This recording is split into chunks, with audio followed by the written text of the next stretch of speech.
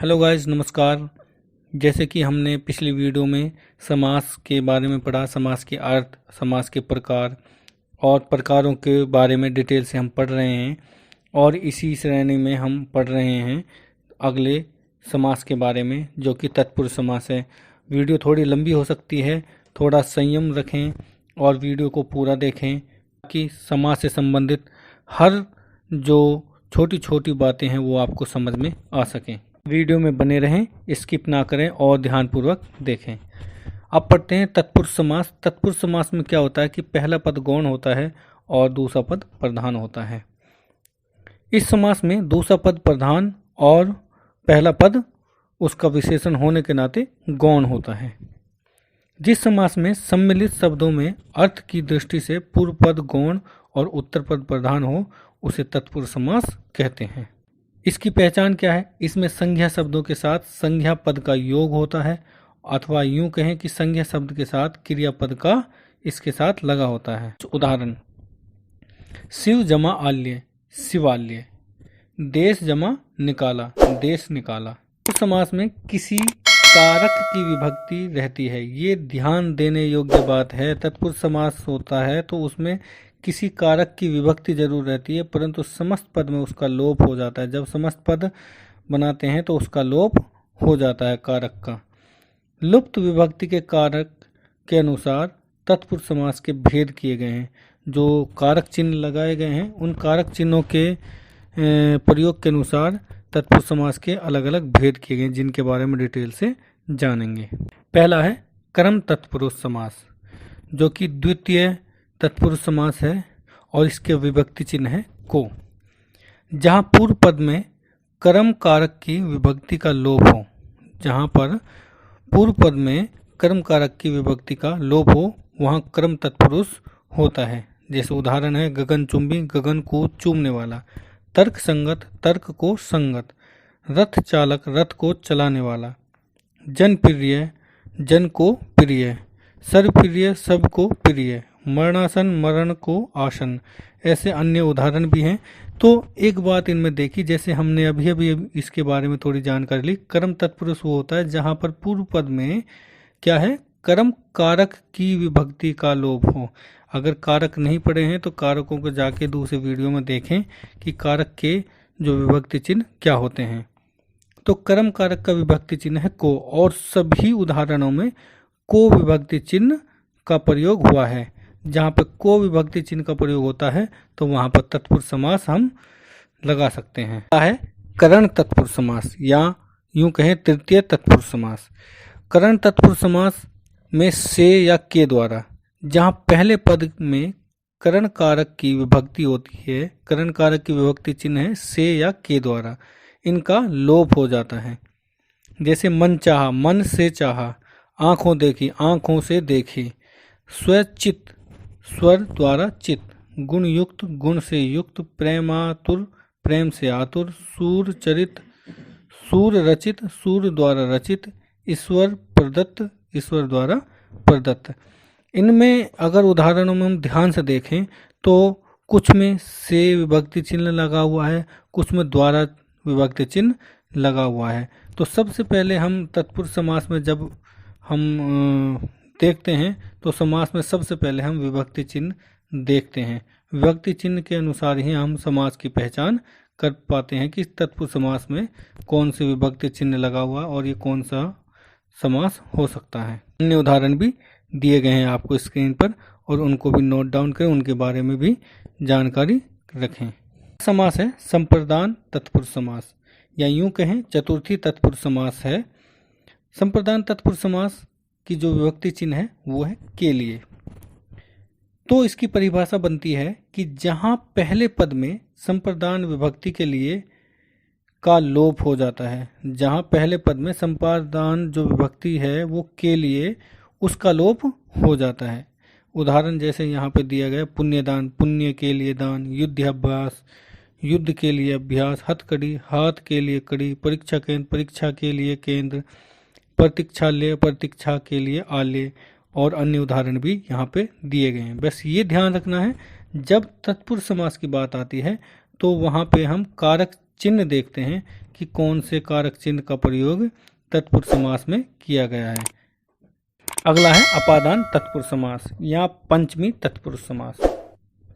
अपादान तत्पुरुष समास में जो विभक्ति चिन्ह होगा वो से अलग, जहाँ समस्त पद के पहले खंड में अपादान कारक की विभक्ति से का लोप हो जाता है। से मतलब अलग होने वाला से। जैसे कुछ उदाहरण है, आवरणहीन आवरण से हीन, जन्मांध जन्म से अंधा, ऋण मुक्त ऋण से मुक्त, पाप मुक्त पाप से मुक्त, गुण रहित गुण से रहित, और कुछ अन्य उदाहरण यहाँ पर दिए गए हैं। ऐसे ही अगले उसमें पढ़ेंगे संबंध तत्पुरुष, षष्ठी तत्पुरुष। संबंध तत्पुरुष में का, के, की ये विभक्ति चिन्ह है, या यूं कहें जहाँ दोनों पदों के मध्य का, के, की पद निहित होते हैं वहाँ संबंध तत्पुरुष समास होता है।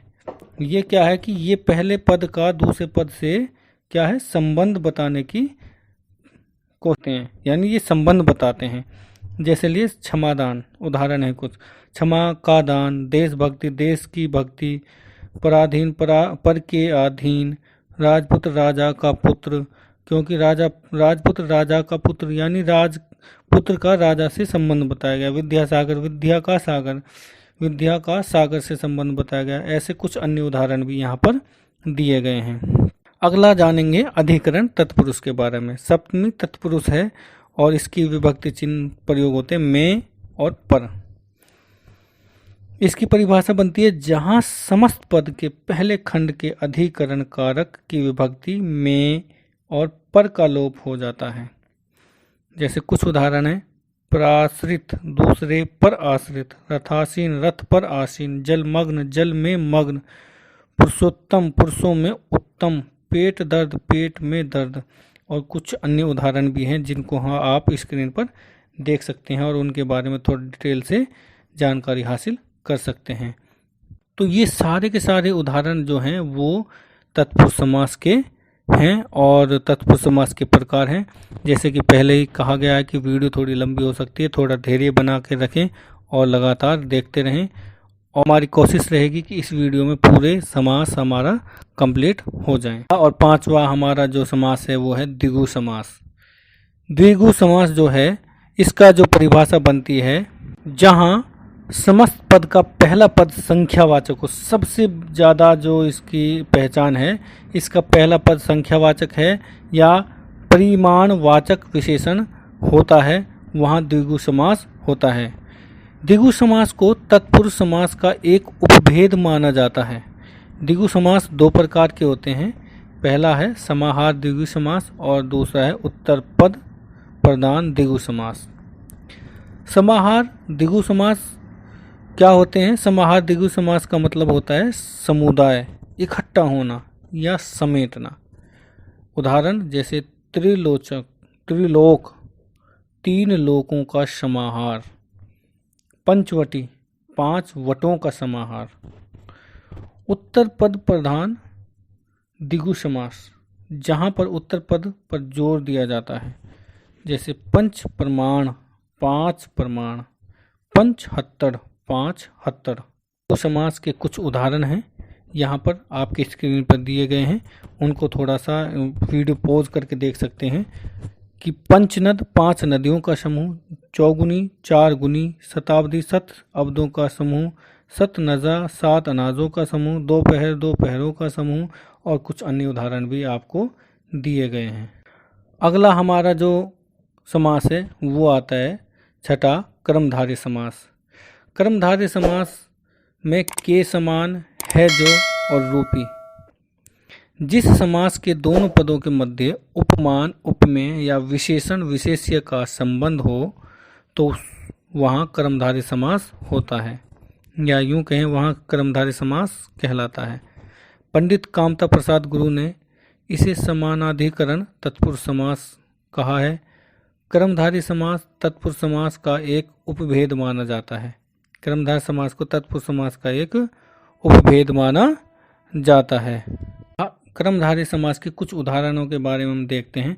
अंधविश्वास, अंध के समान विश्वास, तिरुबुद्धि, तिरु है जिसकी बुद्धि। सज्जन, सत है जो जन। महाकाव्य, महान है जो काव्य। क्रोधाग्नि, क्रोध रूपी अग्नि। अधमरा, आधा है जो मरा। और कुछ अन्य उदाहरण भी यहाँ पर दिए गए हैं। इन उदाहरणों से हमें पता चलता है कि यहाँ पर कर्मधारय समास है। नंद समास भी होता है, जिस समास में पूर्व पद में निषेध सूचक नकारात्मक शब्द जैसे अन, न, ना, गैर आदि हों, उसे नंद समास कहते हैं। कुछ उदाहरण हैं जैसे कि आप स्क्रीन पर देख रहे हैं। अगोचर, न अगोचर। अनंत, न अनंत। अधर्म, न अधर्म। अनभिज्ञ, न अनभिज्ञ। अपवित्र, न पवित्र। अलौकिक, न लौकिक। ऐसे अन्य उदाहरण भी आपकी स्क्रीन पर दिए गए हैं, उनको ध्यान से देखें।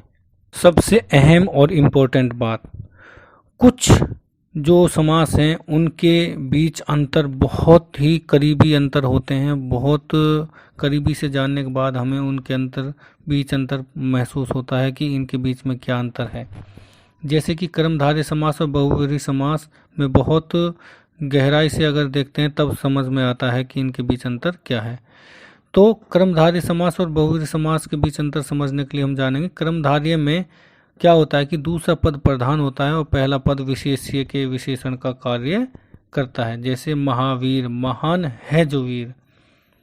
बहुव्रीहि समास में दोनों पद मिलकर तीसरे पद की ओर संकेत करते हैं। जैसे दशानन है आनंद जिसके। तो इन दोनों के बीच में जो अंतर है कर्मधारय और बहुव्रीहि समास के अंतर, वो है कि कर्मधारय में दूसरा पद प्रधान होता है और बहुव्रीहि में दोनों पद मिलकर तीसरे पद की ओर संकेत करते हैं। द्विगु और बहुव्रीहि समास में भी कई बार अंतर देखने को बहुत कठिनाई मिलती है। तो द्विगु समास का पहला पद क्या है? संख्यावाचक होता है और दूसरा पद विशेष्य होता है। जबकि बहुव्रीहि समास में क्या है? समस्त पद ही विशेषण का कार्य करता है। जैसे चतुर्भुज, चार भुजाओं का समूह। तो चतुर्भुज पहले पद संख्यावाचक है तो ये सिंपल सा हुआ द्विगु समास। लेकिन चतुर्भुज दूसरा शब्द है, तो दूसरा शब्द चार हैं भुजाएं जिसकी, तो यहाँ पर बहुव्रीहि समास। चार भुजाएं किसकी हैं? तो यहाँ पर ब्रह्मा जी की चार भुजाएं होती हैं। तो यहाँ ब्रह्मा जी के बारे में बताया गया है। तो जो हमारा विग्रह करते हैं, विग्रह करने पर जो हमारा अर्थ निकलता है, तो उस अर्थ के अकॉर्डिंग ही हम समास का निर्णय करते हैं कि कौन सा समास है। और कई बार ये होता है जो कन्फ्यूज़न वाले होते हैं, तो ऑप्शन के समय पर दोनों नहीं दिए गए होते, उनमें से एक दिया गया होता है और उसके अकॉर्डिंग हम अपने आंसर को करेक्ट कर सकते हैं। वीडियो में बने रहने के लिए धन्यवाद। और वीडियो को लाइक करें, शेयर करें और अपने दोस्तों को भी बताएं। और जो भी कुछ कमियां रह गई हैं उसको पूरा करने की कोशिश करेंगे अगली वीडियो में। और जो आपके कुछ समस्याएं हैं फिर भी समाज से संबंधित, उनको कमेंट बॉक्स में लिखें, आपकी समस्याओं का समाधान किया जाएगा। थैंक यू, धन्यवाद।